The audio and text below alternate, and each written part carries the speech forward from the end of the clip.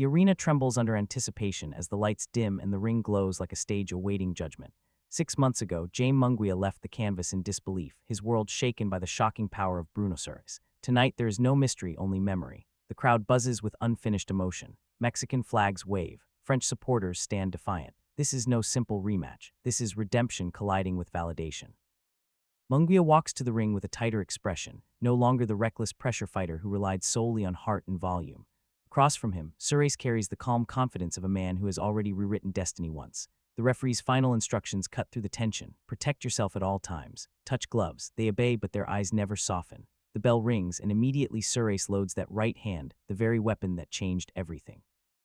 Munguia's guard rises instinctively, his left glove glued high like armor against a ghost. The opening moments are tense, tactical, almost surgical. Surace tests the range, flicking jabs and threatening the overhand. Munguia stalks, but with restraint edging forward, cutting the ring smaller, refusing to rush. A left hook digs into the body. The sound is heavy, intentional. This is not the old Munguia charging blindly into danger. This is a man rebuilding himself punch by punch. And as the first round closes, the air feels different. The fear is still there, but so is growth.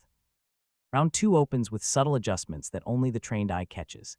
In Munguia's corner, the teachings of discipline echo: feint first, attack second. He begins to move differently, shoulders twitching, feet measured, forcing Surace to reveal his rhythm. Surace still hunts that right hand, but now he must search for it. Munguia feints high and sinks a left hook into the ribs, then repeats it, digging deeper. The body work starts to echo through the arena, each thud drawing murmurs from the crowd. Surace circles left, occasionally crossing his feet, a small flaw that Munguia is beginning to exploit.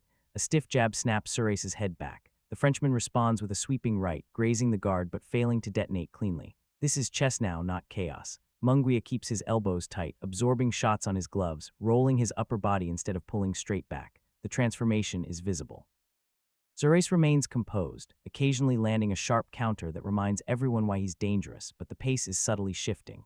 The Mexican pressure is no longer reckless, it's calculated suffocation. By round 4, the exchanges grow sharper. Munguia lands a right hand over the top, and the crowd erupts briefly before settling again into suspense. Surace answers with heart-firing combinations to keep respect, yet the momentum is slowly tilting.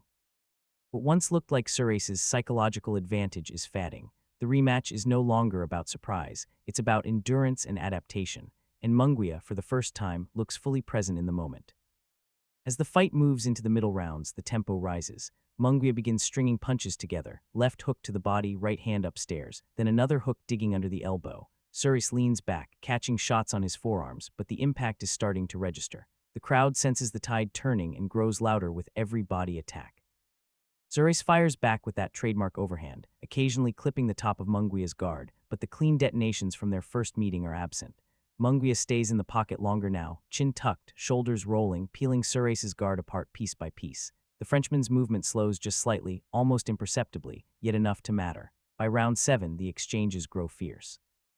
Surace lands a crisp counter right that momentarily freezes the arena, but Munguia answers immediately with a thudding combination that forces Surace backward. The Mexican's confidence builds visibly. He is no longer reacting to ghosts. He is dictating. Sweat sprays under the lights as leather cracks in rapid succession. Surace remains courageous, but the rhythm he once controlled is slipping away. Every time Munguia doubles the hook downstairs, Surace's posture tightens, his guard rising higher to protect the aching ribs. Momentum has a sound, and tonight it echoes with the roar of a crowd sensing redemption within reach. Deep into rounds 8 and 9, the championship waters test both men. Surace, who had limited experience in these long, grinding battles, now finds himself navigating unfamiliar fatigue. Munguia presses forward with measured aggression, mixing feints with sudden bursts of offense. A sweeping right lands partially, but the follow-up left hook thuds clean to the body, drawing a visible reaction.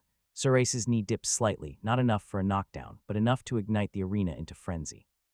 The Frenchman answers bravely, launching counters that remind everyone he is no mere stepping stone. Yet the snap in his punches seems dulled by the accumulation of bodywork.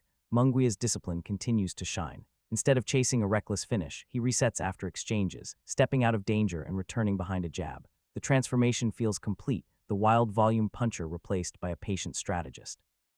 In round 10, a crisp uppercut from Munguia splits the guard and brings the crowd to its feet again.